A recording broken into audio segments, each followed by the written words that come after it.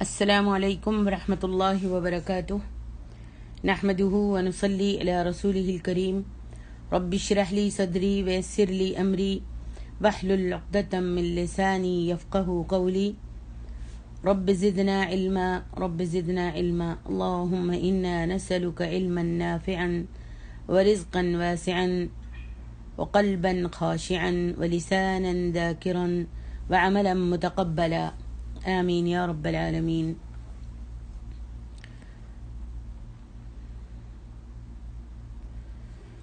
تفسیر سورۃ النور،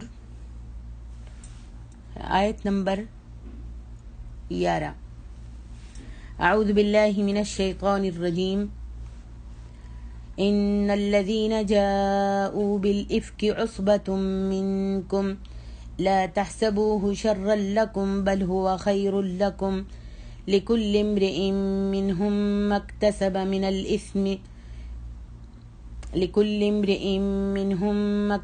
من الإثم والذي تولى كبره منهم له عذاب عظيم۔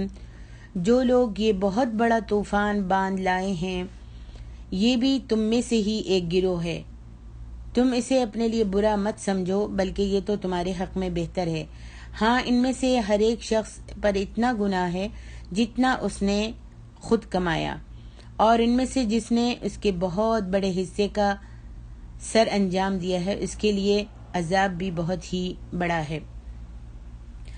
اس آیت سے لے کر 10ویں آیت تک ام المومنین حضرت عائشہ صدیقہ رضی اللہ تعالی عنہا کے بارے میں آیتیں نازل ہوئی ہیں، جبکہ منافقین نے آپ پر بہتان باندھا تھا جس پر خدا کو قرابت داری کے سبب، رسول صلی اللہ علیہ وسلم کی قرابت داری کے سبب غیرت آئی، اور یہ آیتیں اللہ تعالیٰ نے نازل فرمائیں تاکہ رسول اللہ صلی اللہ علیہ وآلہ وسلم کی عزت پر، آبرو پر حرف نہ آئے۔ ان بہتان بازوں کی ایک پارٹی تھی۔ اس برے کام میں سب سے پیش عبداللہ بن ابی بن سلول تھا جو تمام منافقوں کا سردار تھا۔ اس بے ایمان نے ایک ایک کے کان میں باتیں بنا کر اور خوب بڑھا چڑھا کر باتیں خوب گھڑ کر پہنچائی تھیں، یہاں تک کہ بعض مسلمانوں کی زبان بھی کھلنے لگی تھی، اور یہ چیمگوئیاں قریب مہینے بھر تک چلتی رہیں، یہاں تک کہ قرآن مجید کی یہ آیتیں نازل ہوئیں۔ اس واقعے کا پورا بیان صحیح حدیث میں موجود ہے۔ حضرت عائشہ رضی اللہ تعالیٰ عنہ فرماتی ہیں کہ رسول اللہ صلی اللہ علیہ وآلہ وسلم کی عادت مبارک تھی کہ سفر میں جانے کے وقت آپ اپنی بیویوں کے نام کا قرعہ ڈالتے تھے، جس کا نام نکلتا تھا اسے اپنے ساتھ لے جاتے تھے۔ چنانچہ ایک غزوے کے موقع پر میرا نام نکلا، میں آپ کے ساتھ چلی۔ یہ واقعہ پردے کی آیتیں اترنے کے بعد کا ہے۔ میں اپنے ہودج میں بیٹھی رہتی اور جب قافلہ کہیں اترتا تو میرا ہودج اتار لیا جاتا، میں اسی میں بیٹھی رہتی، جب قافلہ چلتا یوں ہی ہودج رکھ دیا جاتا۔ ہم گئے، حضرت صلی اللہ علیہ وسلم غزوے سے فارغ ہوئے، واپس لوٹے، مدینے کے قریب آ گئے۔ رات کو چلنے کی آواز لگائی گئی، میں قضاء حاجت کے لیے نکلی اور لشکر کے پڑاؤ سے دور جا کر میں نے قضاء حاجت کی۔ پھر جب واپس لوٹی، لشکر گاہ کے قریب آ کر میں نے اپنے گلے پہ ہاتھ لگایا، ٹٹولا تو ہار میرا موجود نہیں تھا۔ میں واپس اس کے ڈھونڈنے کے لیے چلی اور تلاش کرتی رہی۔ یہاں یہ ہوا کہ لشکر نے کچھ کر دیا۔ جو لوگ میرا ہودج اٹھاتے تھے انہوں نے یہ سمجھ کر کہ میں حسب عادت اندر ہی ہوں، ہودج اٹھا کر اوپر رکھ دیا اور چل پڑے۔ یہ بھی یاد رہے کہ اس وقت تک عورتیں نہ کچھ ایسا کھاتی پیتی تھیں، نہ وہ بھاری بدن کی بوجھل ہوتی تھیں، تو میرے ہودج کے اٹھانے والوں کو میرے ہونے نہ ہونے کا بالکل پتہ ہی نہیں چلا، اور میں اس وقت چھوٹی عمر کی تھی۔ الغرض بہت دیر کے بعد مجھے میرا ہار ملا۔ جب میں یہاں پہنچی تو کسی آدمی کا نام و نشان بھی نہیں تھا، نہ کوئی پکارنے والا، نہ کوئی جواب دینے والا تھا۔ میں اپنے نشان کے مطابق وہیں پر پہنچی جہاں میرا اونٹ بٹھایا گیا تھا، اور وہیں میں انتظار میں بیٹھ گئی تاکہ آپ جب آگے چل کر میرے نہ ہونے کی خبر پائیں گے نبی صلی اللہ علیہ وسلم تو مجھے تلاش کرنے کے لیے یہیں آئیں گے۔ مجھے بیٹھے بیٹھے نیند آ گئی۔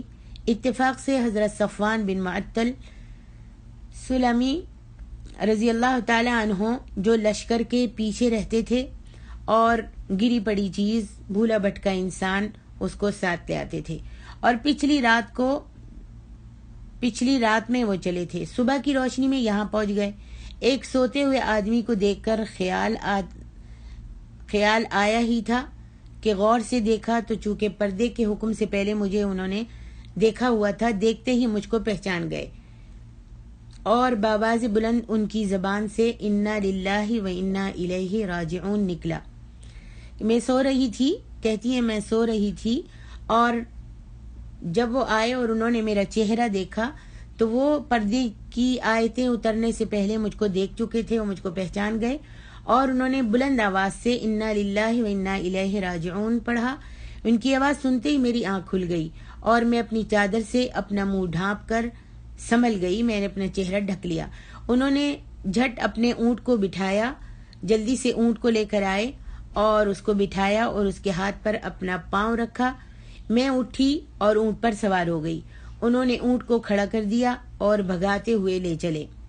کہتی ہیں خدا کی قسم نہ وہ مجھ سے کچھ بولے نہ میں نے ان سے کوئی کلام کیا سوائے انا للہ کے۔ میں نے ان کے منہ سے کوئی کلمہ بھی نہیں سنا، کوئی بات بھی نہیں سنی۔ دوپہر کے قریب ہم اپنے قافلے سے مل گئے۔ بس اتنی سی بات کا ہلاک ہونے والوں نے بتنگڑ بنا لیا۔ ان کا سب سے بڑا اور بڑھ بڑھ کر باتیں بنانے والا عبداللہ بن ابی بن سلول تھا۔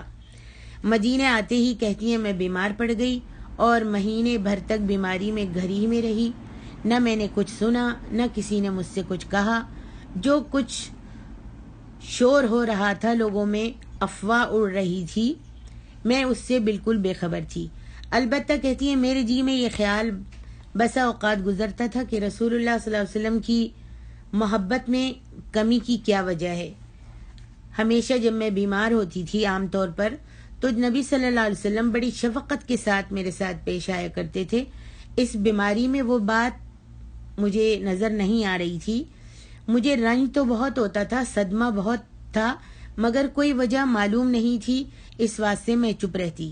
بس نبی صلی اللہ علیہ وسلم تشریف لاتے، سلام کرتے اور دریافت فرماتے کہ تمہاری طبیعت کیسی ہے، اور کوئی بات بھی نہیں کرتے۔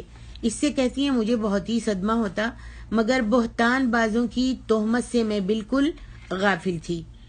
اب سنیے، اس وقت تک گھروں میں باتھ روم وغیرہ نہیں ہوتے تھے، اور عرب کی قدیم عادت کے مطابق ہم لوگ میدان میں قضائے حاجت کے لیے جایا کرتے تھے۔ عورتیں عموماً رات کو جایا کرتی تھیں۔ گھروں میں باتھ روم بنانے سے عام طور پر نفرت تھی لوگوں کو۔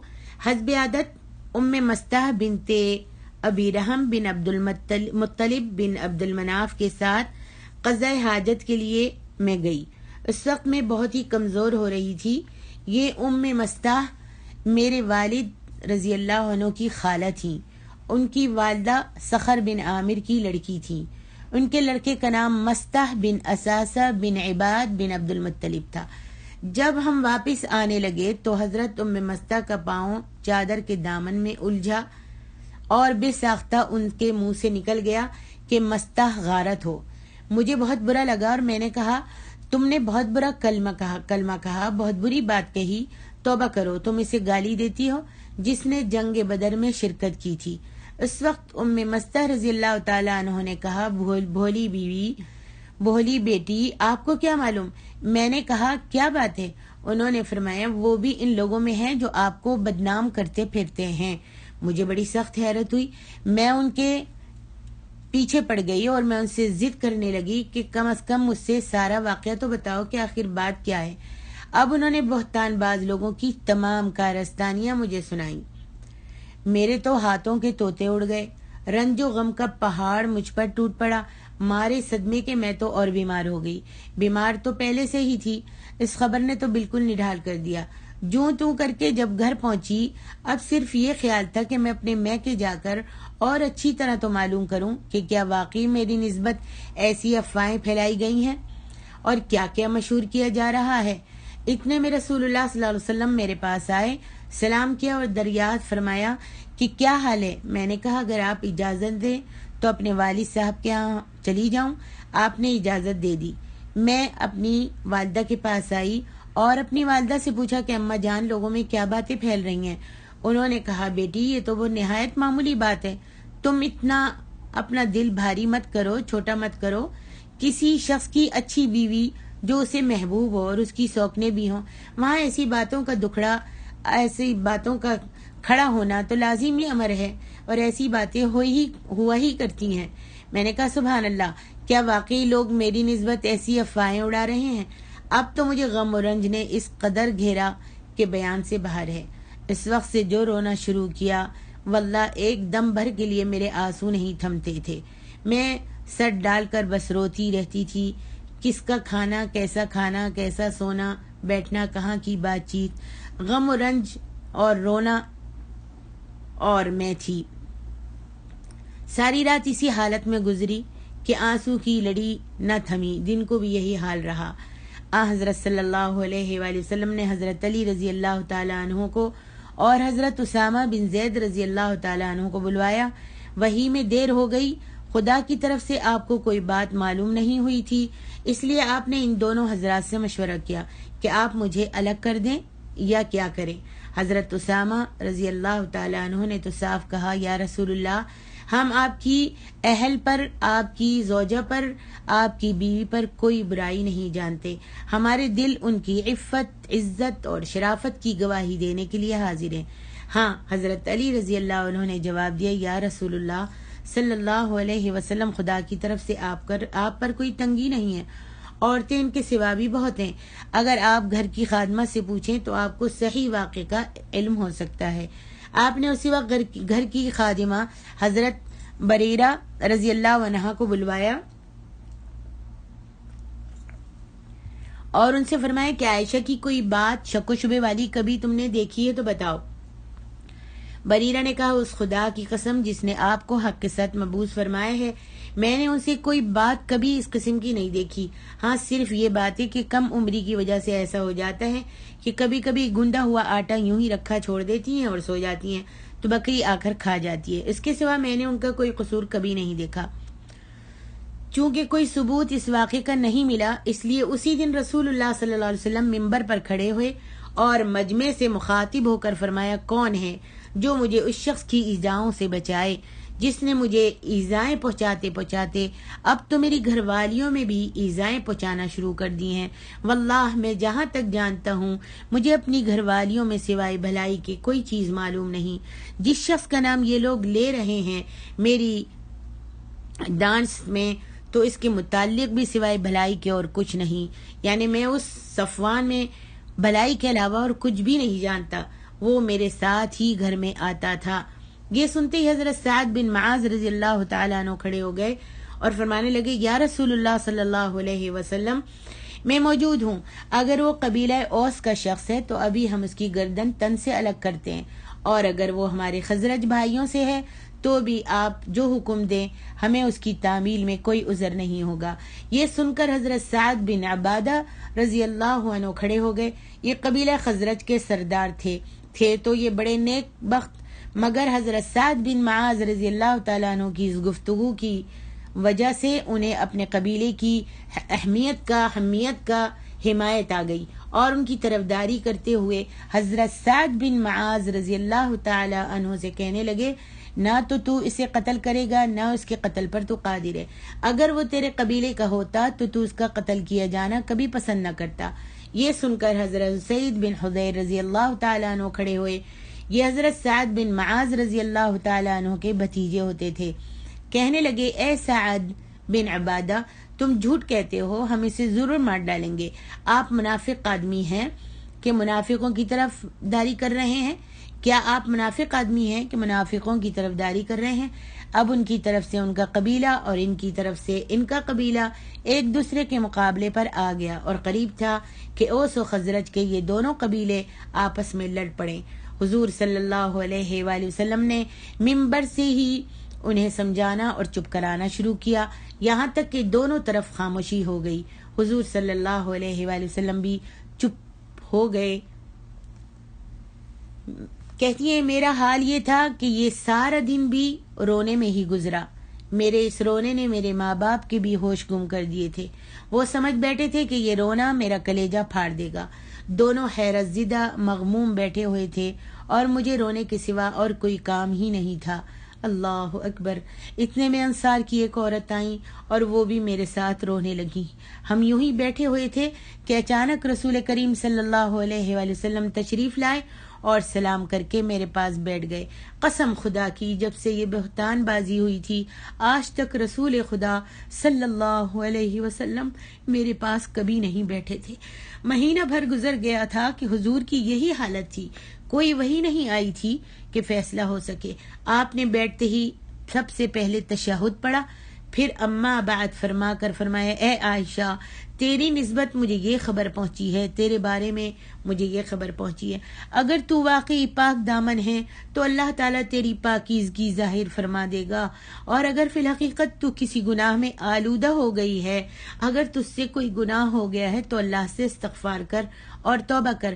بندہ جب گناہ کر کے اپنے گناہ کے اقرار کے ساتھ خدا کی طرف جھکتا ہے اور اس سے معافی طلب کرتا ہے تو اللہ تعالیٰ اسے بخش دیتا ہے.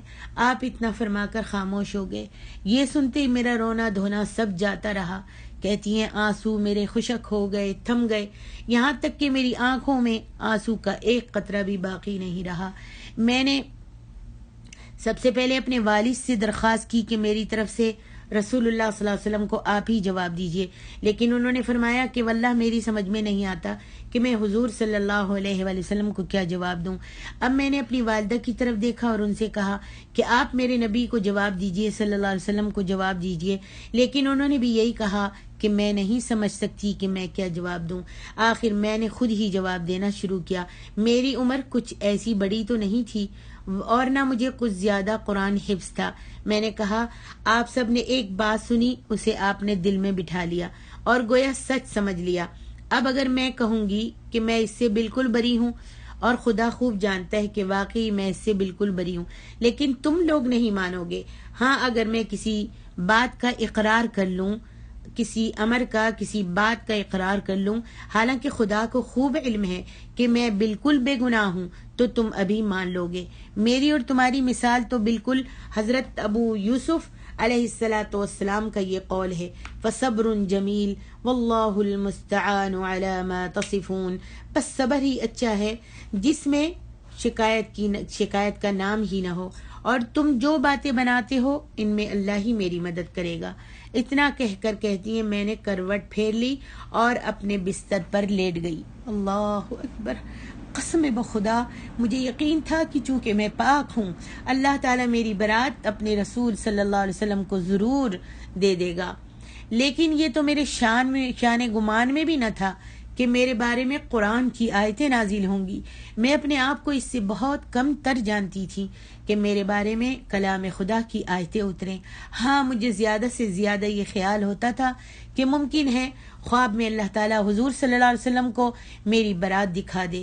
واللہ ابھی تو نہ رسول صلی اللہ علیہ وسلم اپنی جگہ سے ہٹے تھے اور نہ گھر والوں میں سے کوئی گھر کے باہر نکلا تھا کہ حضور صلی اللہ علیہ وآلہ وسلم پر وحی نازل ہونی شروع ہو گئی اور چہرے پر وہی آثار ظاہر ہوئے جو وحی کے وقت ہوتے تھے، اور پیشانی سے پسینے کی پاک بوندیں ٹپکنے لگیں. سخت جاڑوں میں بھی وحی کے نزول کی یہی کیفیت ہوا کرتی تھی. جب وحی اتر چکی تو ہم نے دیکھا کہ حضور صلی اللہ علیہ وآلہ وسلم کا چہرہ ہنسی سے شگفتہ ہو رہا ہے. سب سے پہلے آپ نے میری طرف دیکھ کر فرمایا عائشہ خوش ہو جاؤ، اللہ تعالیٰ نے تمہاری برات نازل فرما دی. اسی وقت میری والدہ نے فرمایا بچی حضور صلی اللہ علیہ وسلم کے سامنے کھڑی ہو جاؤ. میں نے جواب دیا واللہ نہ تو میں آپ کے سامنے کھڑی ہوں گی اور نہ سوائے اللہ تعالیٰ کے اور کسی کی تعریف کروں گی. اسی اللہ رب العالمین نے تو میری برات اور پاکیزگی نازل فرمائی ہے. پس آیت نازل ہوئی ان الذین جاؤوا بالافک، یہاں سے لے کر 10 آیتوں تک آیتیں نازل ہوئیں. میرے اس واقعے کے بارے میں رسول اللہ صلی اللہ علیہ وآلہ وسلم نے حضرت زینب بنت حجش رضی اللہ تعالیٰ عنہ سے بھی جو آپ کی بیوی صاحبہ تھیں دریافت فرمایا تھا، یہی بیوی تھیں جو حضور کی تمام بیویوں میں میرے مقابلے کی تھیں، لیکن یہ اپنی پرہیزگاری اور دینداری کی وجہ سے صاف بچ گئیں۔ اور انہوں نے جواب دیا کہ حضور صلی اللہ علیہ وسلم، میں تو سوائے بہتری کے عائشہ رضی اللہ تعالیٰ عنہا کے بارے میں اور کچھ بھی نہیں جانتی۔ میں اپنے کانوں کو اور اپنی نگاہ کو محفوظ رکھتی ہوں۔ گو انہیں ان کی بہن حمنہ بنت حجش نے بہت کچھ بہلاوے بھی دیے، بلکہ وہ ان سے لڑ پڑی لیکن انہوں نے اپنی زبان سے میری برائی کا کوئی بھی کلمہ نہیں نکالا۔ ہاں، ان کی بہن نے تو زبان کھول دی اور میرے بارے میں ہلاک ہونے والوں میں شامل ہو گئیں۔ اب ان آیتوں کا مطلب سنیے۔ جو لوگ جھوٹ بہتان گھڑی ہوئی بات لے کر آئے اور وہ ہیں بھی زیادہ، اسے تم اے آل ابی بکر رضی اللہ تعالی عنہ اپنے لیے برا مت سمجھو، بلکہ انجام کے لحاظ سے دین و دنیا میں وہ تمہارے لیے بھلا ہے۔ دنیا میں تمہاری صداقت ثابت ہوگی، آخرت میں تمہیں بلند مراتب ملیں گے۔ حضرت عائشہ کی برات قرآن کریم میں نازل ہوگی، جس کے آس پاس بھی باطل نہیں آ سکتا۔ یہی وجہ تھی کہ جب حضرت ابن عباس رضی اللہ عنہ اماں صاحبہ رضی اللہ عنہا کے پاس ان کے آخری وقت میں آئے تو فرمانے لگے، ام المومنین، آپ خوش ہو جائیے کہ آپ رسول اللہ صلی اللہ علیہ وآلہ وسلم کی زوجہ رہیں، اور حضور صلی اللہ علیہ وسلم محبت سے آپ سے پیش آتے رہے، اور حضور صلی اللہ علیہ وسلم نے آپ کے سوا کسی اور باکرہ یعنی کنواری سے نکاح نہیں کیا، اور آپ کی برات آسمان سے نازل ہوئی۔ ایک مرتبہ حضرت عائشہ اور حضرت زینب اپنے اوصاف حمیدہ کا ذکر کرنے لگیں تو حضرت زینب رضی اللہ تعالی عنہا نے فرمایا، میرا نکاح آسمان سے اترا، اور حضرت عائشہ رضی اللہ تعالی عنہ نے فرمایا، میری پاکیزگی کی شہادت قرآن میں آسمان سے اتری، جبکہ صفوان بن معطل رضی اللہ تعالی عنہ مجھے اپنی سواری پر بٹھا کر لائے تھے۔ حضرت زینب نے پوچھا، یہ تو بتاؤ، جب تم اس اونٹ پر سوار ہوئی تھی تو تم نے کیا کلمات کہے تھے؟ آپ نے فرمایا، میں نے کہا تھا حسبی اللہ و نعم الوکیل۔ اس پر وہ بول اٹھی کہ تم نے مومنوں کا کلمہ کہا تھا۔ پھر فرمایا، جس نے پاک دامن صدیقہ پر تہمت لگائی ہے، ہر ایک کو بڑا عذاب ہوگا، اور جس نے اس کی ابتدا اٹھائی ہے، جو اسے ادھر ادھر پھیلاتا رہا ہے، اس کے لیے سخت تر عذاب ہے۔ اس سے مراد عبداللہ بن ابی بن سلول ملعون ہے۔ ٹھیک قول یہی ہے۔ گو کسی نے کہا کہ مراد اس سے حسان ہے، لیکن یہ قول ٹھیک نہیں ہے، چونکہ یہ قول بھی ہے کہ اس لیے کہ ہم نے اسے بیان کر دیا، ورنہ اس کے بیان میں بھی چندہ نفع نہیں ہے، کوئی فائدہ نہیں ہے، کیونکہ حضرت حسان رضی اللہ تعالیٰ عنہ بڑے بزرگ صحابہ میں سے ہیں، ان کی بہت سی فضیلتیں اور بزرگیاں احادیث میں موجود ہیں۔ یہی تھے جو کافر شاعروں کی نبی صلی اللہ علیہ وسلم کے مقابلے میں شعروں کا اللہ کے نبی صلی اللہ علیہ وسلم کی طرف سے جواب دیتے تھے۔ کافر برے الفاظوں میں اشعار کہتے تھے میرے نبی کے لیے، اور اس کا جواب حضرت حسان اچھے الفاظوں میں نبی صلی اللہ علیہ وسلم کی تعریف میں دیا کرتے تھے۔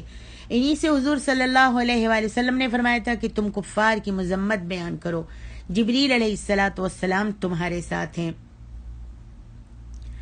حضرت مسروق رضی اللہ تعالیٰ عنہ کا بیان ہے کہ میں حضرت عائشہ صدیقہ رضی اللہ تعالیٰ عنہ کے پاس تھا، حضرت حسان بن ثابت رضی اللہ عنہ آئے، حضرت عائشہ رضی اللہ تعالیٰ عنہ نے انہیں عزت کے ساتھ بٹھایا اور حکم دیا کہ ان کے لیے گدی بچھا دو۔ ایک روایت میں حضرت حسان رضی اللہ تعالیٰ عنہ نے اس وقت حضرت عائشہ کی مدح میں تعریف میں شعر پڑھا تھا کہ آپ پاک دامن، بھولی، تمام اونچے کاموں سے، غیبت اور برائی سے پرہیز کرنے والی ہیں، تو آپ نے فرمایا تم تو ایسے نہیں تھے۔ حضرت عائشہ فرماتی ہیں مجھے حضرت حسان رضی اللہ تعالیٰ عنہ کے شعروں سے زیادہ اچھے اشعار نظر نہیں آتے، اور میں جب کبھی ان شعروں کو پڑھتی ہوں تو میرے دل میں خیال آتا ہے کہ حسان جنتی ہیں۔ وہ ابو سفیان بن حارث بن عبد المطلب کو خطاب کر کے اپنے شعروں میں فرماتے ہیں، تو نے محمد صلی اللہ علیہ وسلم کی ہجو کی ہے، بے عزتی کی ہے، بے حرمتی کی ہے، جس کا میں جواب دیتا ہوں اور اس کا بدلہ اللہ تعالیٰ سے پاؤں گا۔ میرے باپ دادا و میری عزت آبرو سب محمد صلی اللہ علیہ وآلہ وسلم پر سے قربان ہیں، میں ان سب کو فنا کر کے بھی तुम्हारी बदज़बानियों के मुकाबले से हट नहीं सकता। तुझ जैसा शख्स जो मेरे नबी सल्लल्लाहु अलैहि वसल्लम के कफ़े पाक की हमसरी भी नहीं कर सकता, हुजूर सल्लल्लाहु अलैहि वसल्लम की हुजू करे। याद रखो कि तुम जैसे बद हुजूर सल्लल्लाहु अलैहि वसल्लम से जैसे नेक पर फिदा हैं। जब तुमने हुजूर सल्लल्लाहु अलैहि वसल्लम की हुजू की है तो अब मेरी जबान से जो तेज धार बेऐब तलवार से भी तेज है, बचकर तुम कहाँ जाओगे। उम्मुल मोमिनीन से पूछा गया कि क्या ये लघु कलाम नहीं है? आपने फरमाया हरगिज नहीं, लघु कलाम तो शायरों की वो बकवास है जो औरतों वगैरह के बारे में होती हैं।